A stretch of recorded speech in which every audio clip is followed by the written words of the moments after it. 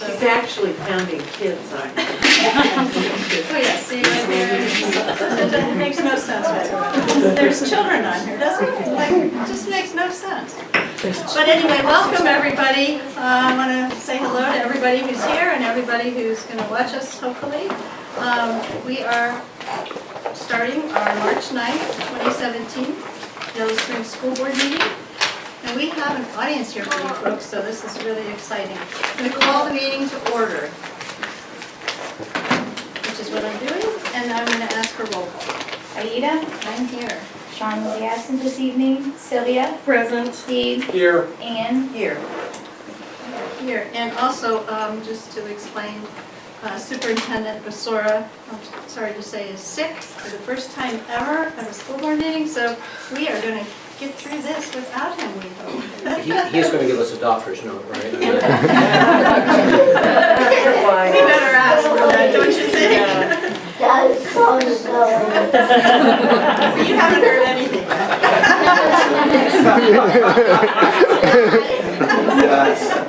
You just keep watching him, okay? All right, I need to get approval of the minutes for the February 8th meeting and the February 9th, the work session of February 8th and the meeting of February 9th.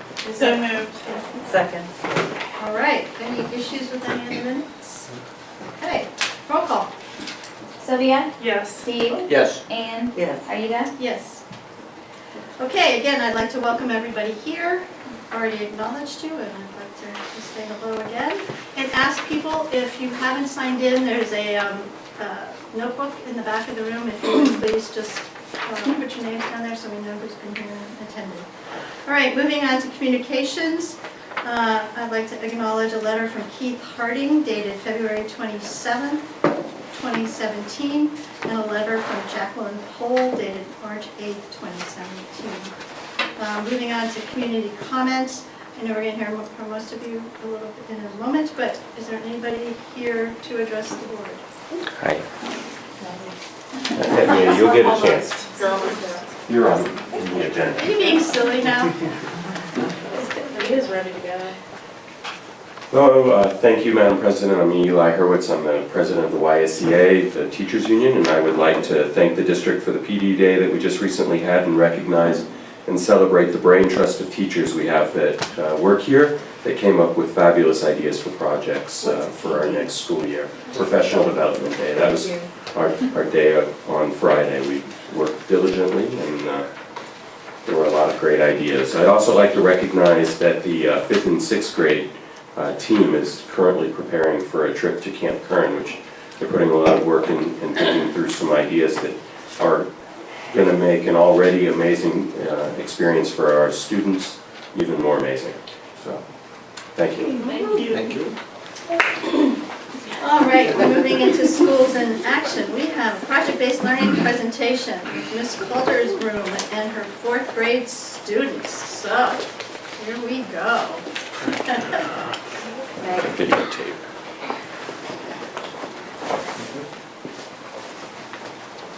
Oh, Let me thanks. press record. Hold on a minute, I need to get some. The recording. He can give you like a thumbs up when he's all ready. I hope I will. Ooh, that sounded good. Good. All right. Hi, my name is Maggie Wright, and today we're going to talk about our 4th grade PBO, which is called Wheelchair Experience. Our driving question was, how can we as 4th graders generate ideas to improve wheelchair accessibility and inclusion in a new Millsong school building? Our observations based on our wheelchair experience in wheelchair sports and spending half a school day in a wheelchair helped us to make these explanations for the new school.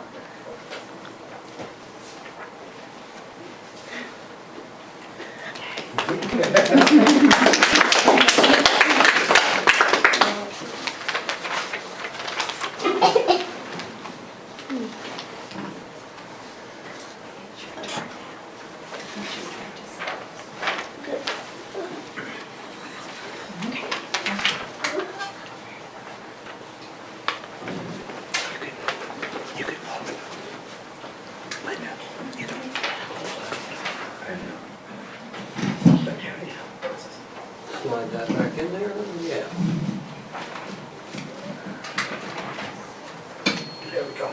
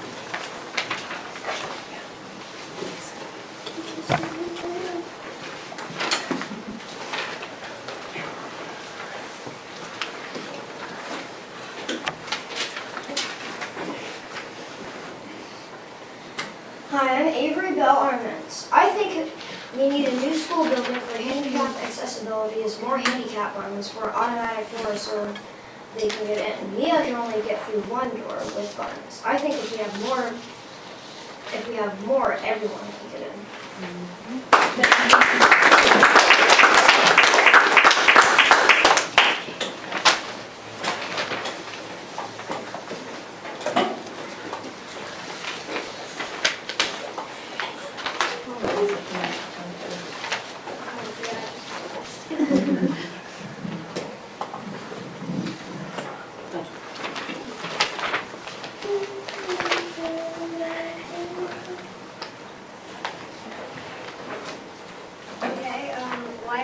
Wider. Get close to the mic. I think we will need wider coat rooms because the ones we have can only hold one wheelchair and you can't turn around to exit. We will need wider hallways because the lunch ladies area is too big to get through without a tight squeeze. No hills in the hallways either. Doors need to be wider if the wheelchairs are expected to fit through them. The elevator stage needs to be wider if we have performances, picture day, or anything that involves the stage. Lastly, desks for people in wheelchairs. There is only one desk needed for the wheelchair, and a student in a wheelchair is already occupied. And wider doors, hallways, and etc. Thank you.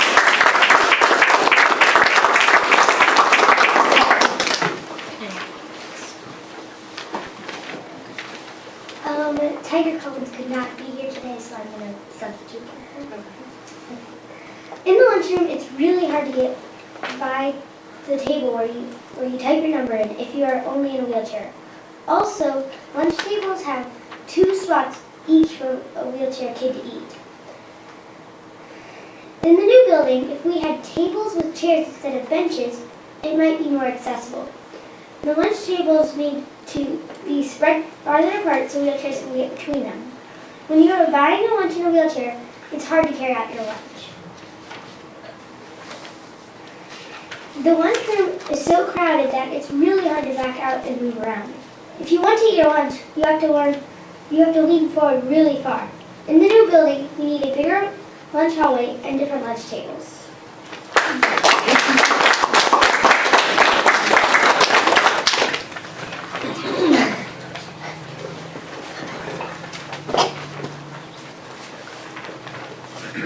My name's Adeline Singer, and I'm going to present Olivia's slide.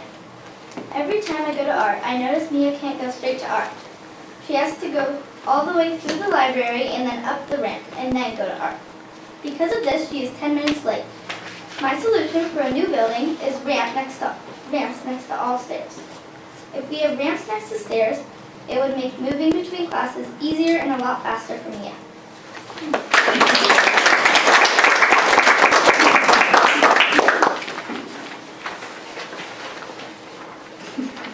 Hi, my name is Peyton Horton, and I am going to talk about the sinks and bathrooms in our school.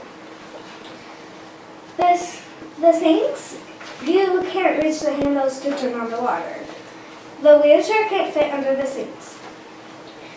Some bathrooms have stools for the kindergartners, but that means the wheelchair friends who can't use the sinks. When wheelchair friends go to the bathroom, it should flush by itself. Then the bathrooms will be easier to use. The sinks will be easier to use as well.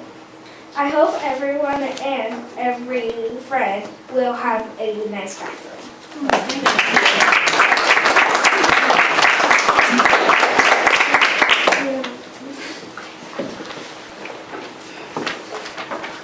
Hi, my name is Sammy and I'm from Mrs. Jurgen's class. We as a community need to have emergency doors in every room so that people such as me can get out of the school safely in case of an important drill or in case of emergency. This is very important because every kid in the school has to evacuate the building to be safe. The meaning of this writing is to make more evacuation/exit doors for disabled kids and even adults. Thank you.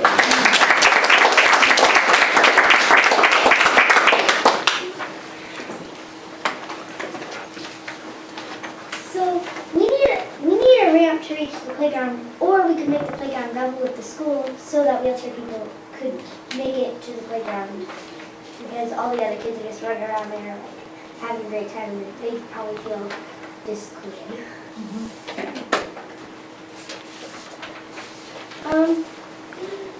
Our playground is not usable for people in our school and our community that are in wheelchairs. Even Mia does not have anything in our play area to use. Not even one. We need to make playthings so that anyone that cannot access our playground because of their wheelchair. The solution is very simple. We can make a few modifications so that our community of wheelchairs can use the playground. My example is the swings on the 3rd through 6th playground are not accessible for people in wheelchairs. There is one on the kindergarten and through 2nd grade, but it's too small for her. Plus, her friends are not there. So in the new MLS building, we need a bigger swing on the 3rd through 6th playground, so we can have a swing for Mia.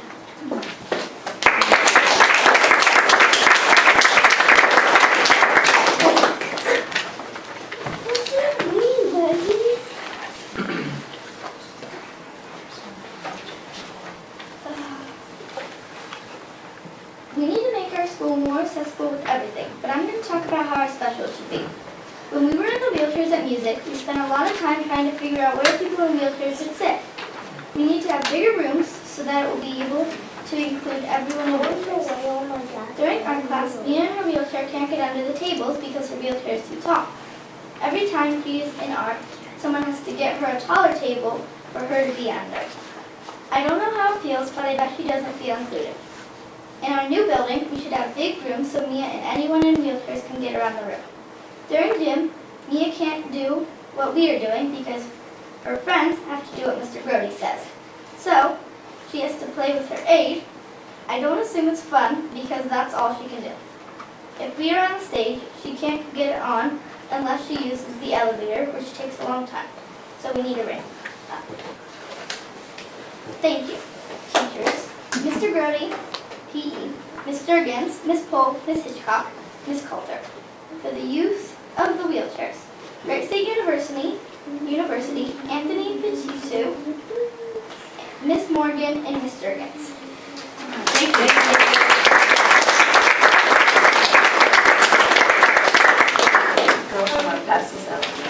And this is our letter to the Yellow Springs Board of Education.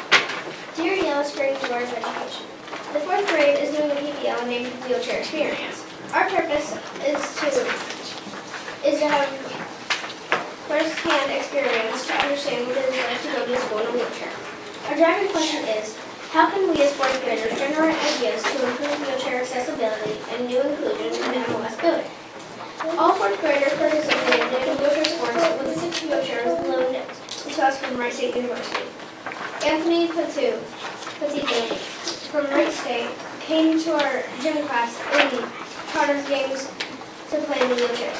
Mr. Doty then set up another gym class for 4th, 5th, and 6th that included people in and out of wheelchairs playing the games together. We tried to discover rules that would make the games fair for everyone, but that was difficult. On these same days, Miss Jurgen's class had 1 to 2 students in a wheelchair for half of a school day. Based on our experiences, we recommended that when we build a new MLS building, we need to make it more accessible for wheelchairs. Here are suggestions. Bigger specialist classes with accessible tables. Bathrooms need to be wider with automatic flushing beds. Sink handles closer to the edge. Automatic buttons for all doors, including bathrooms. Desk for wheelchair people. Doors wider and coat rooms wider. Different lunch tables, maybe with chairs. Different sinks by the lunch without a counter or a step. A close ramp to the art room. Wheelchair accessible emergency doors for every room. A more wheelchair accessible playground. A wheelchair swing on all playgrounds. No stairs anywhere. Thank you so much for listening to our ideas. We want Mills London School to be accessible for everyone. Sincerely, Avery Bellaman, Mia Campbell, Tiger Collins, Sammy Dilly, Olivia Hassick, Peyton Horton, Katie Quigley, Maggie Wright, and Adeline Zinger. And thank you for listening to our ideas. Thank you.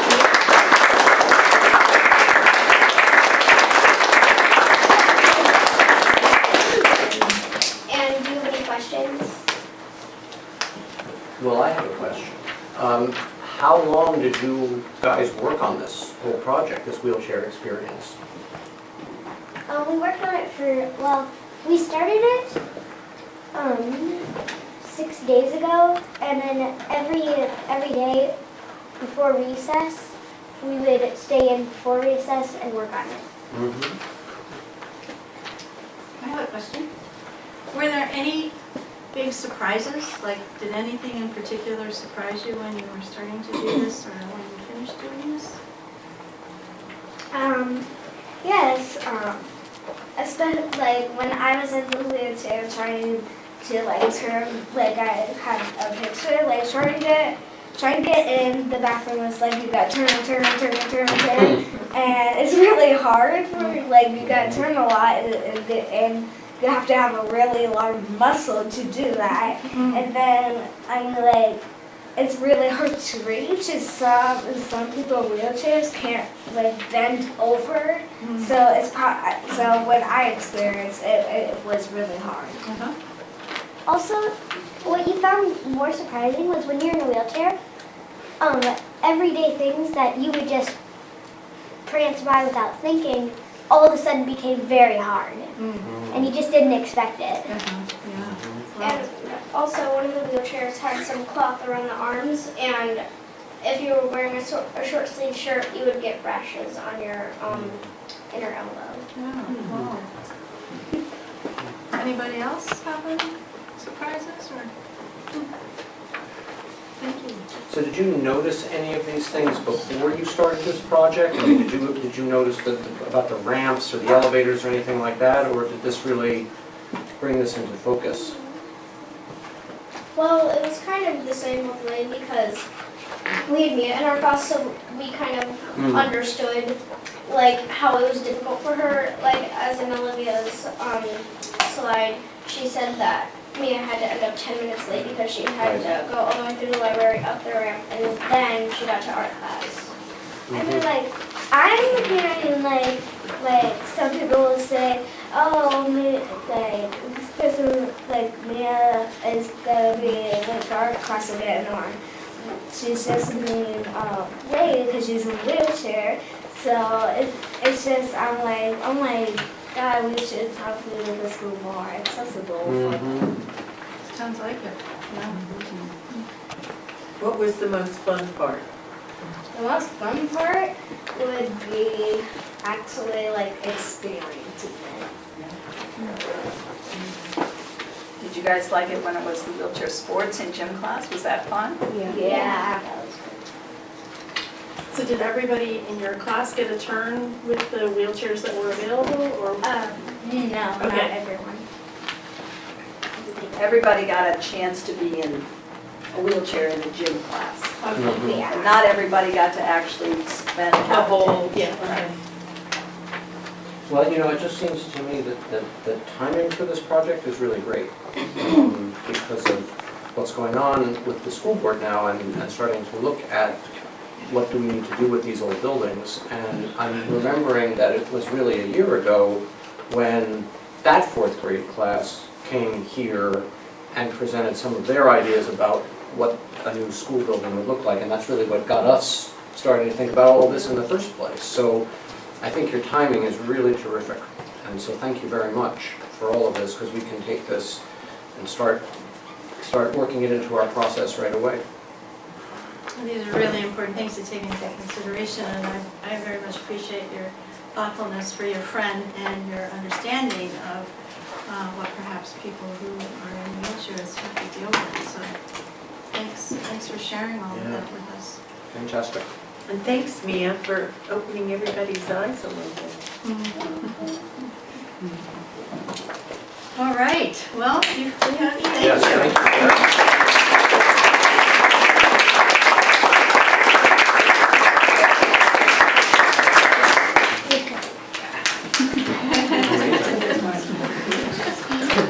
All right, well, I imagine people don't want to continue to stay here, but you're welcome.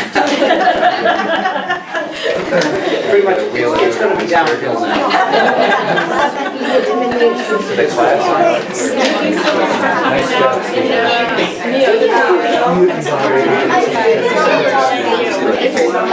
Do you want to keep that?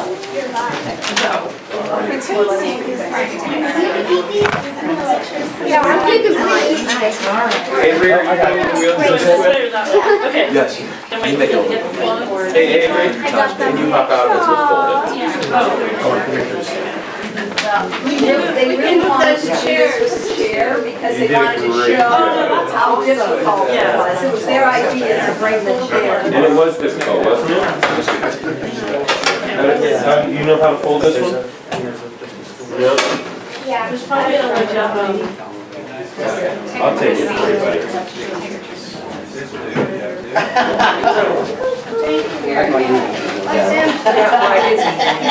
Not for everybody.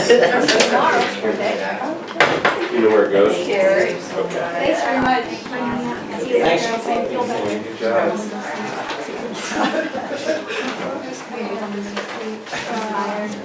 No. Here, guys, over. Thank you. Feel better, Mia? Down and out, you tired? All the kids are gone. I was so moved by it. Yeah, no, Thank you. You guys sign in? Wheelchair sports with.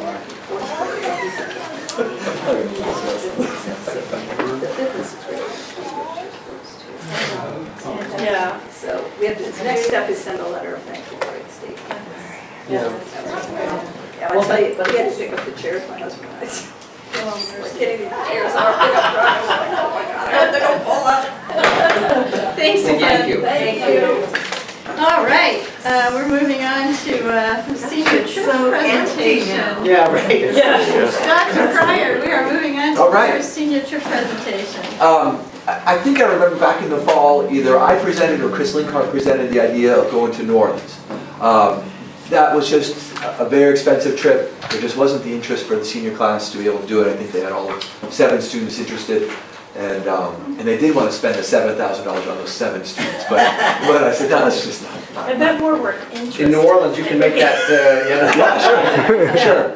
So through lots of working through things, Chris Linkart has kind of imagined come up with something that's in-state. It's going down for 2 days, 1 overnight trip, plus a day of community service farther toward the end of the school year.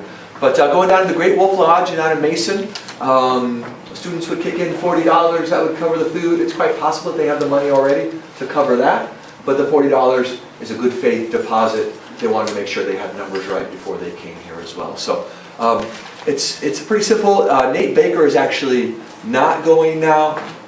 Chris Linkart, Dave Johnson, Jack Hatter is replacing Nate Baker. But so there's an admin on it, just like we talked over the last number of years about making sure the senior trip was still a good thing.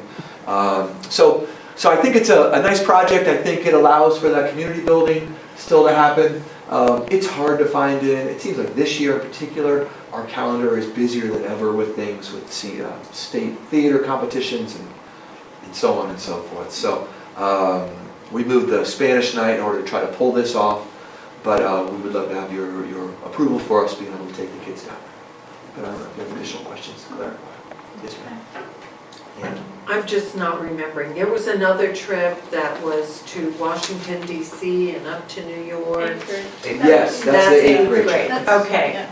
And right now we're about, just a quick update, we're about 1 day away from canceling the New York component of that DC. We just, it's extraordinarily expensive. We had to raise about $6,500 for the New York piece, and we have just about 2,000. So. Nothing's gonna. We knew it was a for stretch, it was worth trying for. It really was. Yeah, It was a big was. stretch, but so. Okay. Good memory. Yeah. Okay, Not thank really. you. You're welcome. All right, moving on to administrative reports. Do the elementary first.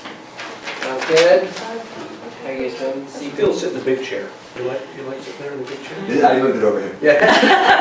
No, that's not true. I was hoping to switch out my name tag. So there's a lot, as Tim said, there's a lot going on right now. This is where it's just crazy busy. Pretty much March starts and then we look back and school year's over. So lots of great things happening right now. We just had our Camp Kern parent meeting last night. And we had a full house of parents coming to learn about this Camp Kern experience, which is awesome. I know that this is like the right place for us to go and the right experience for these kids and get them a little bit out of the village. And Is this the third? this is our second time going to Camp Kern. Okay. So 2 years ago when we went, it was the first time we switched over from doing a trip to the Glen, and there were a bunch of different reasons why. Part of it was like this sense of like getting out of the village and doing something unique and different that the kids hadn't experienced before.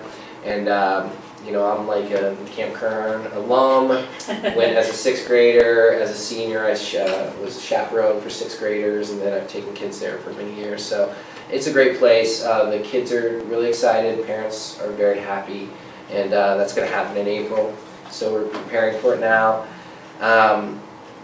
It's great, this is the time of year when our 6th graders start to go and visit McKinney and think about transition, and they've all gone up there. That happened, I think, 2 weeks ago, last week or something, and so our 6th grade team in middle school has to collaborate, really work together to make that successful, and the kids are really excited about it, and I know that Tim and his team did a great job with that.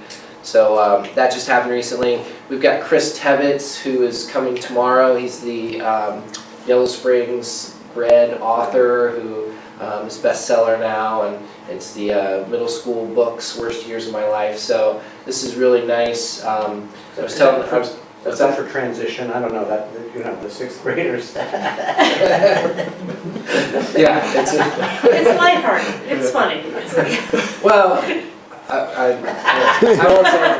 I can say that when they went and saw the movie yesterday, some of our teachers were like, the depiction of teachers and principals are not quite, on the up and up here. But, the kids love it. And thanks a lot to Eli and all of our community partners for allowing us to get a book for every 5th and 6th grade student. The Little Art, for showing the movie yesterday, and all of our students got to go see that, 5th and 6th grade students. And then Chris is coming tomorrow to talk to our students. So, I was telling our 5th and 6th graders, you need to look at these opportunities that you're afforded and remember that you are lucky and that people really look out for you and feel special and enjoy it, because a lot of people work to create these awesome activities and experiences for our kids. So that was another piece that's happening right now. And then I just have a picture at the bottom about our PD day on Friday, which was really great. And I thought that was an awesome picture where you've got some 7th graders and Mills Lawn teachers working together in the maker space and cutting wood and being very safe with their safety goggles and whatnot. You have that down, it was all safe. Very safe. So I don't know if you guys have any questions about things that are going on, but that's a few of them. Well, though you don't deserve any of the credit, surely, that was a fantastic 4th grade presentation. Right. So It was. I'm very proud of those kids. And, in particular, Linda Coulter has really zeroed in on projects that are very specific to kids that she works with, serious, authentic needs, and she's kind of tapped into a couple of projects now. If you remember last year, they advocated for accessibility and got the sidewalk over there replaced so that it's wheelchair accessible. So she's really savvy and coming up with great ideas. And Ms. Juergens also was all in and just yes, I will lead the class. My class can commit to this project. And all of 4th grade participated, but Ms. Juergens in particular really jumped all in. So yeah, that's great. Thank you. All right, thanks. All right. So we have a variety of updates at middle school, high school. We are marching into state testing. It actually starts in March. 2 things in particular that are big new versus just minor tweaks and things like that is that, number one, all juniors in the class get tested on the ACT. It's paid for by the state, and so every student takes it. We actually have some students who are presenting to juniors to kind of prep them in terms of the format and things.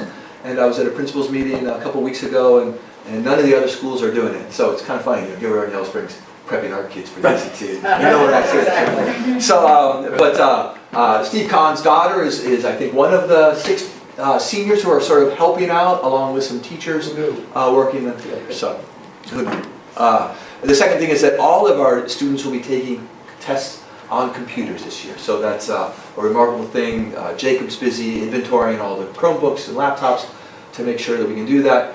One of our great fears about it, why we haven't done it so much, is that we thought if it's in the hands of testing, that's not in the hands of kids learning actively. So we worked out a sort of a Chromebook brigade where once they're finished with the testing, they run these things back to teachers so they can use them all day long.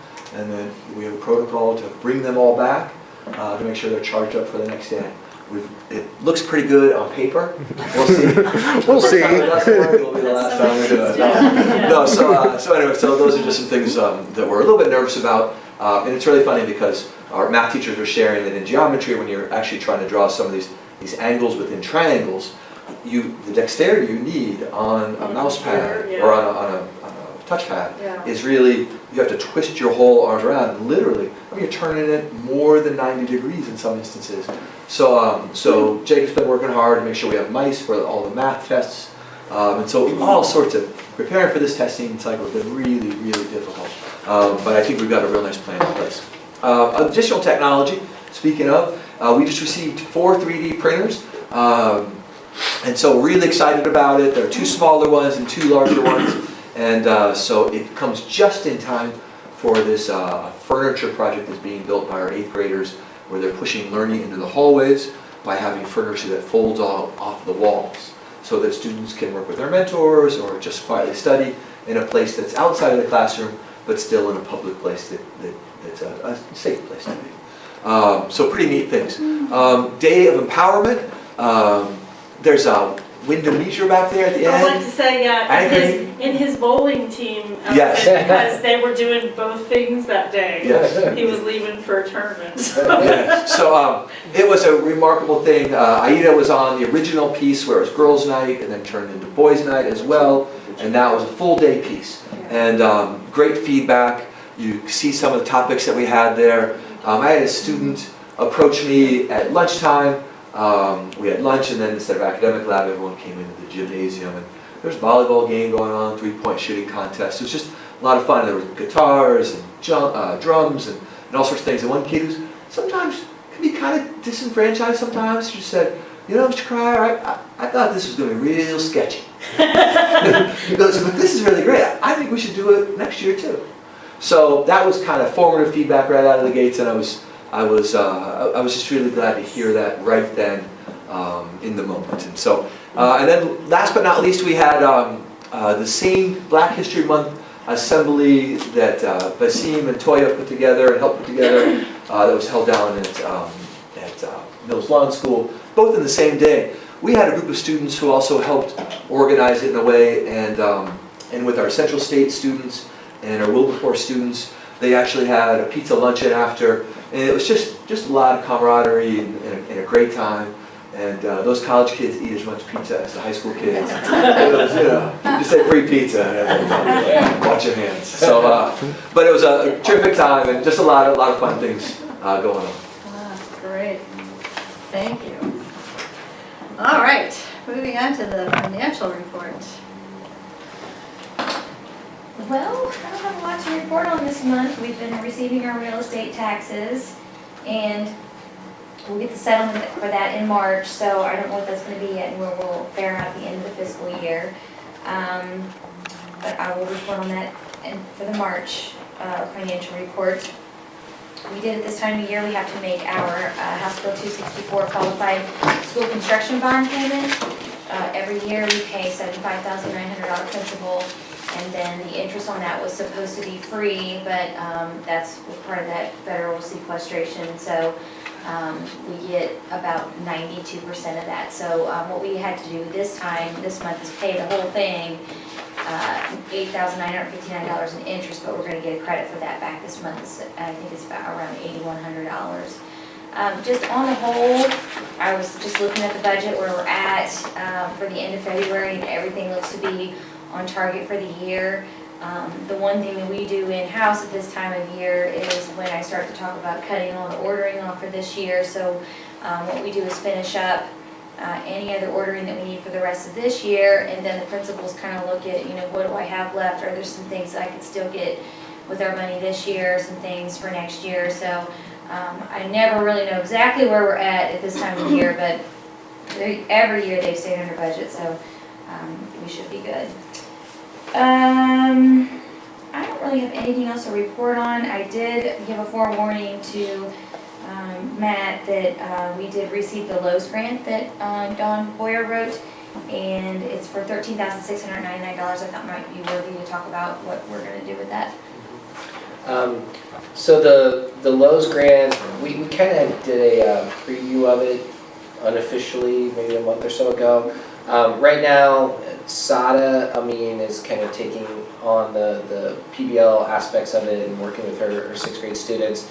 And the idea is that the grant is going to fund an outdoor education kind of area here on campus. And a lot of the money is targeted towards tools, curriculum, like garden tools, tables, chairs, picnic tables, curriculum, you know, hands-on outdoor education curriculum like environmental, in studying plants, studying the soil, kits that are already ready to go.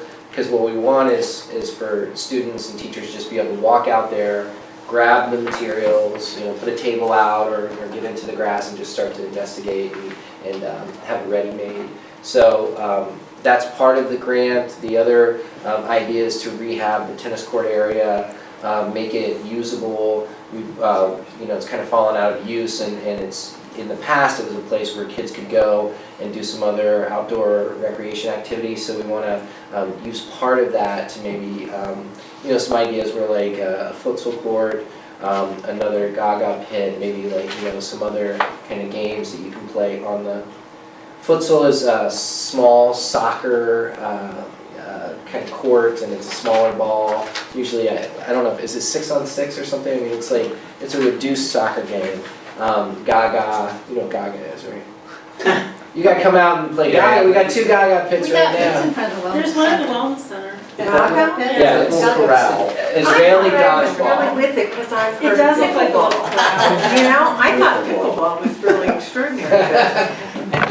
It is. For old people. Sorry. So recreation, outdoor education, trying to even tie gardening out there because we have a few raised beds, but now we have a lot of folks that are really into gardening and wanting to do composting, so maybe doing that. Dawn and I continue to talk about how we can engage the community to make it more of an aesthetic area, maybe some outdoor art. We just want to, make it look nice, clean it up, and make it very usable. So there are a lot of good ideas going into it. And this money's going to help us go there. I'll be looking. I don't actually recall that we had any sort of official, congratulations, clapping of hands over getting this. Yeah, it's a big Let's deal. do it. So, right, because Last time we were told we not hadn't gotten the to, 'cause official they were- letter, yeah, that's there were right, we heard, but so it details. sort of fell through the cracks, Yeah. but it's tremendous. I mean, this is great. 14K on a Lowe's grant, I think that's wonderful. Yeah. And when I was speaking to the folks from the Lowe's Charitable Education Foundation, they told me verbally that this was one of perhaps 20 grants in the whole country to get Wow. funded above the $5,000 level. So the $5,000 ones, I think they had like 590, 600 of those. But anything above $5,000, they considered a different category. So we're in a very small company, so it's a big win for us. Yeah, exactly. So cool. All right. That's it, right? Don, you're good? Yeah, Did you want to say anything about Karen or anything? Okay, Who's meeting with superintendent? yeah, I think we're gonna try to, is there anything, okay, we're moving into the superintendent report, and because Mario isn't here, you want to say anything about the renewal levy, or? Just where we're at right now is we're trying to get a levy committee started. I know, I think Mario had actually emailed something late this afternoon, and I haven't had a chance to read it yet, because we had a small discussion on where we're at with that.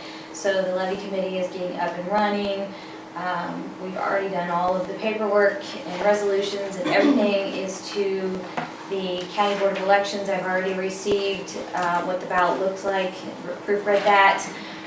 So now the next steps are just to work with the levy committee on getting out our literature and anything, any signs or anything else we're gonna do for this renewal levy. And just, every time we talk about this, we just want to remind the community that it's a no new tax levy. It's a renewal of what we approved 5 years ago, the new levy.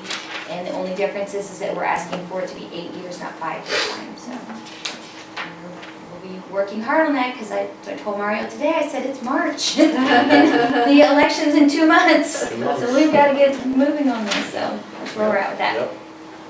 Okay, and then the facilities exploration, that process has started, and we are started with our first meeting of our first small group of people. That's our core committee. That's our core committee, just myself and Steve, Dawn, Mario, and the architect. And then in about a week and a half, we're going to have a facilities committee. That's going to be the larger group committee. And then at the end of the month, we're going to have our first community meeting. I think it's worth making that announcement in TV land. Yeah, especially because 2 different dates. Right, 'cause Kind there of was went a- out, so it'd be really awesome to clarify it. Right, so I think that March 27th at 6:30. Monday. The first community meeting, the first of what will be several. High school cafeteria. In the high school cafeteria, thank you. So that's right. End of the month, it's not that far away, Right? March 27th. Thank you. It's Monday. Yeah. No, sorry, Monday.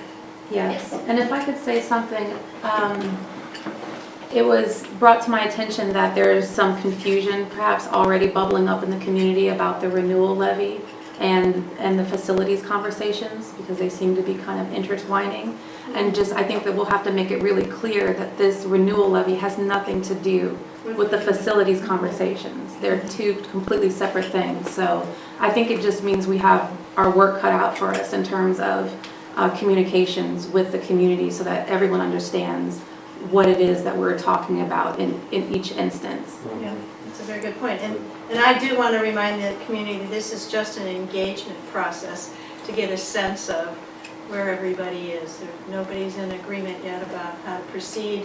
We are wanting feedback from everybody around Even those those fourth graders possibilities. seem to Well, know. fourth graders seem to have it, yeah. Big hallways. It's also the first of a series of meetings that Yes. will go on for a while. Yes, this is about Yeah. a 1.5-year process. So there's nothing, after we're done with the renewal levy, whatever happens with that, hopefully we'll just be focusing on the engagement process of this possible building facilities issue. So, but that's very important too. And one more thing to add to that is that we had approved a resolution to participate in the expedited local partnership program with the state. And just to explain a little bit about what that means is we're not up for our state money right now. For the state share of the building, we're not at that part of the list. But what the expedited local partnership program does is allows us to do a project now and locally fund it and then get credit for that later when our number does come up, which is supposed to be within the next couple of years. So we had already done a board approval to apply for that. I submitted that application and we got approved. And what happens now is the state comes in and they will do a free facilities assessment. They will do enrollment projections. And all of this is what we will talk about when we meet with our core team and with our facilities planning team. So this is all kind of happening at the same time, but we need to have the community meetings so that we can start explaining to the community what we're doing and where we're at and how this process is going to work. So that's going to be a lot of what the first meeting is about, just explaining what we're going to go through before we start talking about ideas and things like that. Part of that expedited local partnership is having the facilities assessment. And we were given kind of bad news that they didn't know that they were going to have enough money this year to be able to pay someone to come out and do that. So Mario and I were sitting here saying, we really need you to do this for us, and they're making it happen. So we did get a confirmation that they will be able to send somebody out. And so right now, it's like within the past couple days, the rubber is really hitting the road, and we're going to have a lot to do just over the next couple weeks to get things started. So that on top of the levy committee and a lot of other things are going, like Matt said, just from here to the rest of the school year, just it goes by so quickly. It's just so busy. So we will be working very intensively on this facilities portion right now. So. Great, thanks. Okay, and then he was going to talk more about the professional development day, so I don't know if anybody wants to say more about that, or... We can talk a little bit about that. I'll start. Okay, so I'll start by saying that Tim and I had a fabulous icebreaker that we did, and the collaboration that occurred between these two folks was just, it was hot. You know, we did really well. Was it like Simon and Garfunkel, or was it more Abbott and Costello? You know, it was actually, we always try to model new Another teaching partnership. techniques whenever we're doing this. So we had QR codes that linked to questions using clickers. So if you thought you were confused by futsal and Gaga, clickers are like paper clickers. So like sometimes you'll see students when The you go to student this. response things where they click and give formative feedback. So basically people are sitting with sort of alternate QR codes in the cafeteria, and there are questions asked, and so they respond by holding it. This is A, this is B, this is C, this Scan is with D. your phone. So really, to have that response system, all you need is a phone and a printer to print out these QR codes. And we based it all around PBL essentials and things like that. So we were modeling some good things. And then there were basically two parts of the day. One is a opportunity to do some making, like either in the wood shop or audio visual stuff, which Eli did a great job of leading the audio and video recording, and Jack Hatter was basically in charge of the makerspace wood shop. I saw two of the wood shop things, that stuff It's turned out really so nice. yeah, they're really cool, Yeah. and we're trying to encourage teachers to really, take their students out and make things and use makerspace. Yeah. So that was That's cool. part of what they got to experience, and then the other part was idea generation for projects. And so we have a protocol that Elizabeth Simon, one of our PBL coaches, developed a year ago, kind of revised it a bit with some feedback, called an idea wheel. And it's just an opportunity to sort of present sort of seedling of an idea, and then interdisciplinary other content teachers add on how they might be able to participate. By doing that, they also expand the idea of what it could be potentially. So there were just some remarkable ideas that came out. At the end of the day, we had an opportunity where teachers from whatever building you were at, whatever grade band you were from, could jump on and express interest in joining on somebody's project. So there were some cross-school ones, Mills Lawn, McKinney, I think some Mills Lawn, Yellow Springs High School ones, and some really remarkable things. And I guess the credit for the entire day really does go to our PBL coaches. There are 6 of them. They work their tails off developing this day. They know what their teachers need. They listen to them. They're always in a kind of a tough spot because they're neither administrators nor just classroom teachers. They sort of walk that piece where they have to establish a lot of trust with their colleagues, but listen to them and also figure out ways to kind of press forward a little bit. So it was a really productive day. It was an important day, and these days are remarkable here. And I think when we first got here, and sometimes when we were in charge of professional development, it felt like we didn't, like it was kind of happenstance, and we sort of thought, here's some things that might be urgent, but not necessarily long-term priorities. But we continuously now have such high-quality professional development, and it's really, so those days off, before they were good, but now they're critical, and they come up with some exceptional things. So it was a great day by all. All right, thank you. We are now moving into the administrative portion of the consent calendar. So we are going to do items 4.2 through 4.4. Is there a motion? So moved. Second? Anybody need any discussion on any of those items? Or just second readings of some policies, physicals, and some, anybody have any? Okay, roll call. Steve? Yes. Anne? Yes. Aida? Yes. Sylvia? Yes. All right, so I'll pass. Looking at the personnel portion of the consent calendar, 4.5 through 4.7. Is there a motion? So moved. Second. All right, I guess the one thing I want to acknowledge is a resignation by a custodian who, Mr. Keith Harding, who has been here for 35 years. He's got the stories to tell. He's going to now be in an undisclosed location for his retirement. Wow, so anyway, congratulations and Yeah. thank you ever so much. His retirement is effective July 1st of this year. All right, anybody have anything else around any of these other items? All right, roll call. Anne? Yes. Aida? Yes. Sylvia? Yes. Steve? Yes. All right, that was all passed. 4.8, this is regarding the superintendent of schools contract. Is there a motion? So moved. Second? Second? Okay. Anybody have anything? Okay. Roll call. Aida? Yes. Sylvia? Yes. Steve? Yes. Anne? Yes. All right. We're moving into board communications, Green County Career Center report. So quiet. Nothing much going on except that the aerospace project continues to inch its way forward. But otherwise, yeah, it was an uneventful meeting last month. So. Okay, other board member items.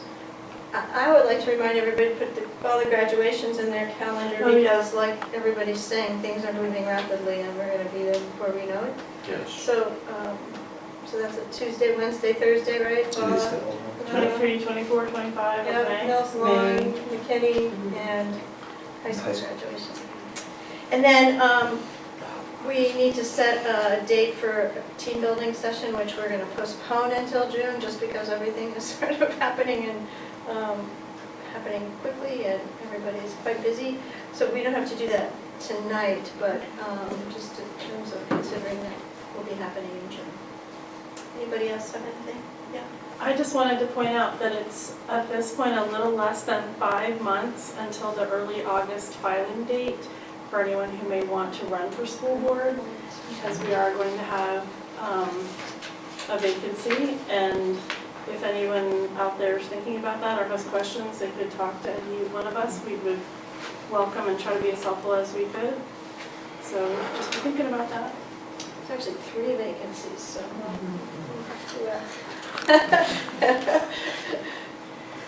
Seats available, whatever, yes, yeah.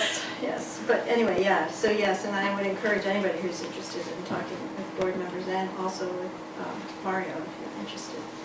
The Ohio School Boards Association does have some workshops that they prepare people for if they're interested, and that's also a possibility, but I think we have a lot of information that we can impart and let people know what it entails and give you whatever information you're looking for. All right, that's smart, thank you. Okay, anybody have anything else?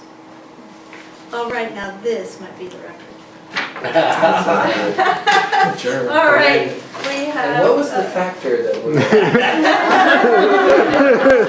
It was Sean. Yeah. There, oh, okay, good save. All right, is there a motion to? So moved. Oh, yeah, everybody did.